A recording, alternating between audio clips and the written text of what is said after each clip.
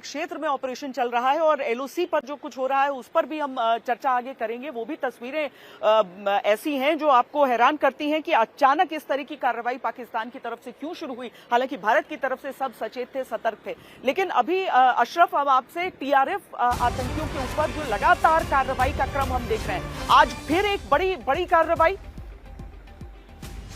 बिल्कुल, दरअसल सबसे पहला हम पहले दिन से कह रहे थे कि पाकिस्तान के खिलाफ कार्रवाई से पहले सुनिश्चित करना चाहता है जो देश में कार्रवाई होनी है, खासतौर से जम्मू कश्मीर में, क्योंकि ये तो सुरक्षा एजेंसियों को पता है कि पाकिस्तानी आतंकवादियों को जो है यहाँ पर गतिविधियां करना, आतंकी हमला करना, ओवरग्राउंड वर्कर्स या जो उनके समर्थक हैं उनके बगैर नामुमकिन है। और सबसे बड़ा जो प्रहार है फिलहाल ओवरग्राउंड वर्कर्स पे जो है शुरू किया गया है पूरे जम्मू कश्मीर में। जैसे अभी कमलजीत बता रही थी कि 1500 ऐसे ओवरग्राउंड वर्कर्स हैं पूरे जम्मू कश्मीर में, जिनको स्लीपर सेल भी बोलते हैं, जो मदद करते हैं आतंकियों की या आतंक परस्त माने जाते हैं। उनको फिलहाल जो है पूछताछ के लिए सुरक्षा बलों ने, अलग अलग पुलिस थानों में बुलाया है, उनसे पूछताछ की जा रही है, उनसे क्लूज ली जा रहे हैं, ताकि सभी तार जो इस आतंकी हमले के हैं वो जोड़े जा रहे हैं। लेकिन श्वेता, यहाँ पर जो पिछले 2-3 दिन से हम लगातार बात कर रहे हैं, अब की बार क्या है, क्योंकि 30 साल से जम्मू कश्मीर में आतंकवाद चल रहा है, लेकिन रणनीति जो आतंकवादियों की है वो पूरी तरह से 2019 अनुच्छेद 317 हटने के बाद बदल गई। जो मोडस ऑपरेंडी आतंकवादियों ने, खासतौर से टीआरएफ, क्योंकि जो जिसमें जैश, लश्कर और बाकी जो पाकिस्तानी आतंकी संगठन है उनके सदस्य हैं, वो एक तो डायरेक्ट जो है पाकिस्तानी सेना के कमांड के नीचे आई, आईएसआई के साथ साथ, और दूसरी तरफ जो है काफी प्रशिक्षित पाकिस्तानी आतंकी है।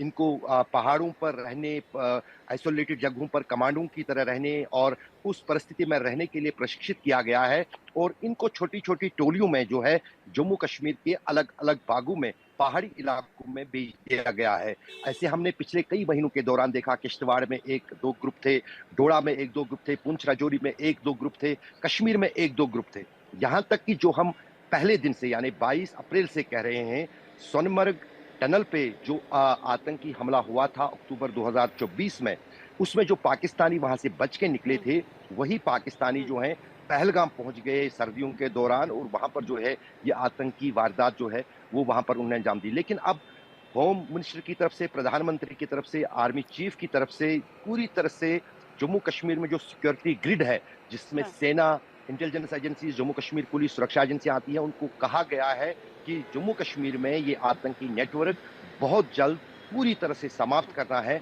तभी कहीं ना कहीं जो है आतंकवाद के खिलाफ ये लड़ाई जीती जाएगी। और जिस अंदाज से आम लोगों का समर्थन भी मिल रहा है, ये सबसे बड़ा थ्रेट इस समय है कि एक हमले को अंजाम देकर आतंकी वहां से स्लिप कर जाते हैं, निकल जाते हैं, और उन पर उसको ढूंढ कर खत्म करना है, वरना इस तरह की जो घटनाएं हैं वो एक के बाद एक सामने आती रहती हैं, चाहे वो जम्मू संभाग वाला हिस्सा हो या फिर पूरा कश्मीर संभाग वाला हिस्सा हो जाता है। लेकिन इस समय एक और बड़ी खबर है इसी मामले से जुड़ी हुई। दरअसल कूटनीतिक जो प्रहार किया गया भारत की तरफ से, उसमें न केवल जल समझौता बल्कि जो वीजा था जिन लोगों को दिया हुआ पाकिस्तानियों को 48 घंटे के भीतर वापसी, और इसीलिए एक हड़कंप आप वाघा अट्टारी बॉर्डर पर भी देख रहे हैं, और वहां हमारे संवाददाता असीम बसी इस समय हमारे साथ हैं। असीम, दिखाएं वो तस्वीरें भी और बताएं, क्योंकि बहुत सारे ऐसे केसेस हैं जहां पर शादियां दोनों तरफ हुई हैं बॉर्डर के, मां हिंदुस्तानी है, बच्चे पाकिस्तानी हैं, और सबको किस तरीके से अब जाना होगा।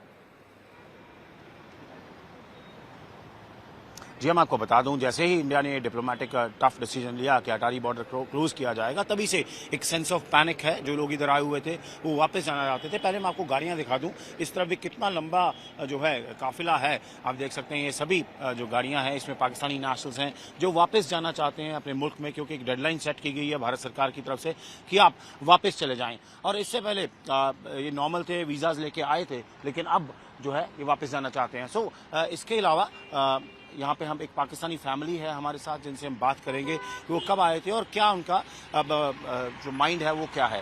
हाँ जी, क्या नाम है आपका? जी, जोया। जोया जी, आप पाकिस्तानी नेशनल हैं, इंडिया कब आए थे और किस वजह से आए थे? हम एंड ऑफ द मार्च में इंडिया आए थे, और हमारा प्लान था कि 5 मई तक हम लोग यहाँ पर मौजूद होंगे। जैसे ही हमारे पास ये न्यूज़ आई, हम लोग इंडिया गेट पे थे, विजिट कर रहे थे सारी साइट्स को, तो जैसे ही हमारे पास ये न्यूज़ आई कि हमें 48 आवर्स का अल्टीमेटम है, तो हम फौरी तौर पर दिल्ली से ट्रैवल करके अमृतसर आए ताकि हम अटारी बॉर्डर क्रॉस कर सकें। आज हम सुबह से यहाँ हैं, लंबी लाइनें लगी हैं, जो पाकिस्तानी नेशनल्स हैं वापस जाना चाहते हैं, बड़ी सेंस ऑफ पैनिक में है।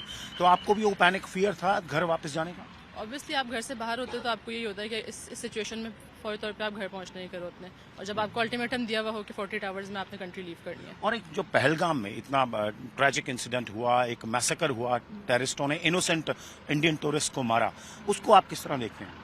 देखिए, टेररिज्म को कोई भी प्रमोट नहीं करता, हर कोई इसी कंडेम करता है। और सबसे बड़ी बात कि टेररिज्म जो है वो सिर्फ दो कंट्रीज के दरमियान नहीं है, आजकल पूरी दुनिया में ही टेररिज्म के हवाले से इंस्टेबिलिटी है।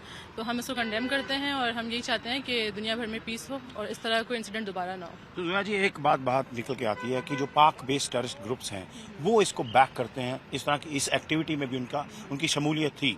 तो इसको एज ए पाकिस्तानी या नेशनल आप कैसे देखते हैं कि ये एक रीजन भी है कि दोनों मुल्कों में जो संबंध भी खराब होते हैं, क्योंकि पाकिस्तान जो है ऐसे टेररिस्ट ग्रुप्स को सपोर्ट करता है?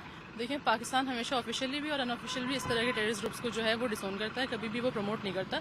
हम खुद वहाँ पे रहते हैं तो हम इस चीज़ को जो है वो और बेहतर तरीके से फील करते हैं।